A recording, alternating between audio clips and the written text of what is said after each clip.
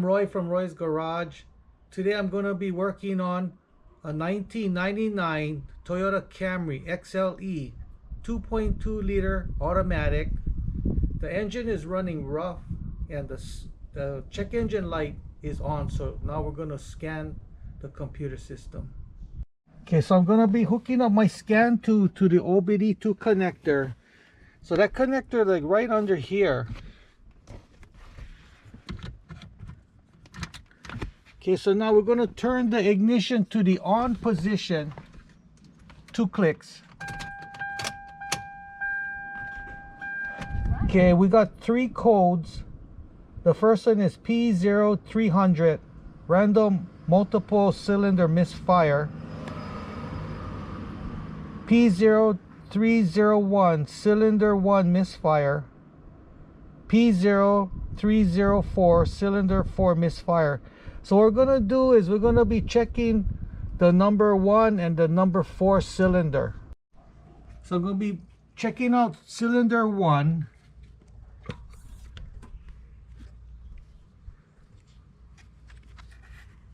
If you notice, there's a hole right there. What it is the spark is shooting out of this hole and is grounding against the spark plug tube. So that would cause an engine miss. Let's pull out number 4. Whoa. This guy got oil, full of oil inside. That can cause the engine miss too. So what I need to do is I'm going to be replacing the spark plug wire set. I'm going to be taking the oil out of the number 4 spark plug tube, and I'm going to be putting all new spark plugs. So if one of your wires has a problem, just change the whole set, because if one is going to go bad, another one will go bad too. Also, they don't sell separate wires. You got to buy them as a set. So this is the only one with oil inside, so I'm going to be removing the oil before we take out the spark plug. These are the tools I'm going to be using today to do this job. This is a 1/2-inch flex head ratchet, 30mm socket, flat tip screwdriver, 3/8 ratchet, 5/8 spark plug socket, 3/8 extension, cotter pin puller, dielectric grease, anti-seize, scan tool. These are the parts I'm going to be using today to do this job. I'm going to be using some Denso spark plugs and Intermotor spark plug wire set. The reason why there's oil in here is because below this spark plug tube, between the tube and the head, there's an O-ring, and the oil is leaking in through that O-ring. And in order to replace that O-ring, you got to remove this whole cylinder head. Then you got to take it to the machine shop, and what they have to do is this tube, they got to actually pull the tube out and then put a new O-ring on, and then they got to set that tube back in. So because this car is really old and they're not going to be using it too much longer, we'll just remove the oil. But eventually the oil is going to go back in, but it's going to take a while, you know, before the oil goes back in.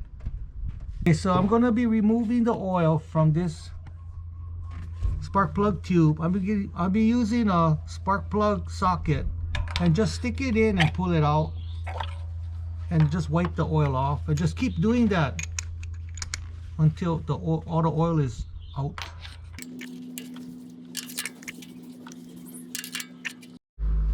Okay, so I got most of the oil out, so I'm going to be removing the spark plugs.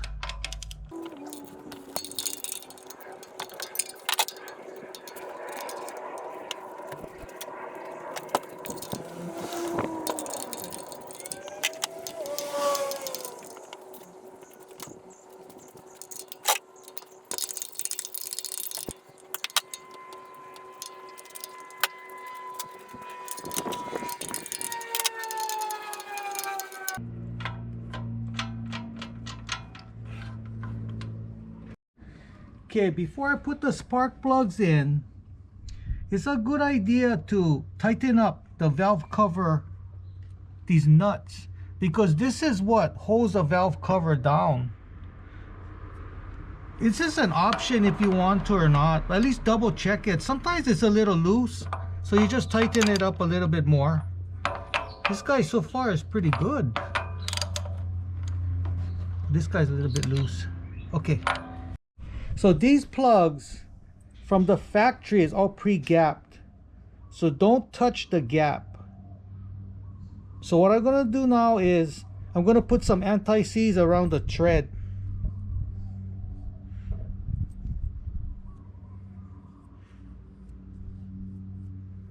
Then I'm going to put some dielectric grease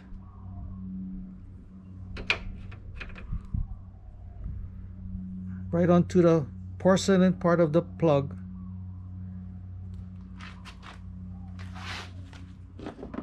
So we're going to be installing it.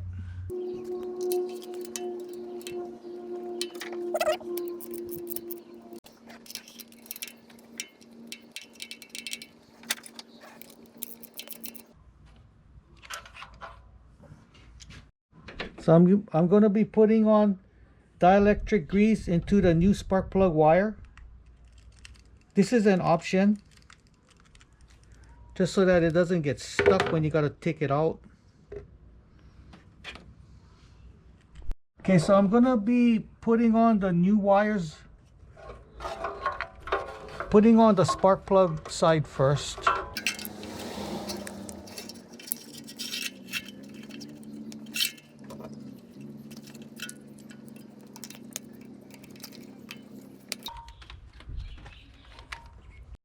Okay, so now what you want to do is follow these wires.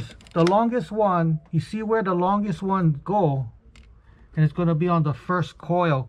So this longest one, you got to make sure that goes onto the first coil. You got to lift up this tab and pull it out.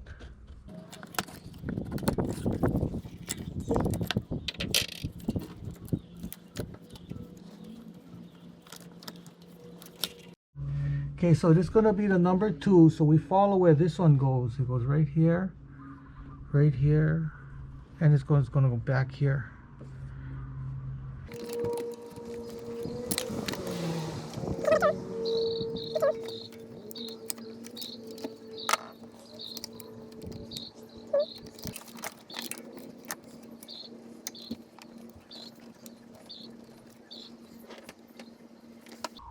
Make sure these wires are all in really good.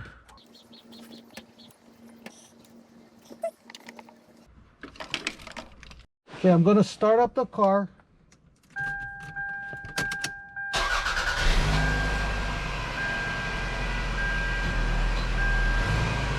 Looks like it's running really smooth.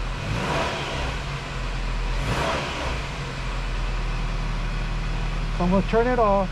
Now I'm going to reset the check engine light. So I'm going to be hooking up my scan tool to the OBDII connector. Turn it on 2 clicks.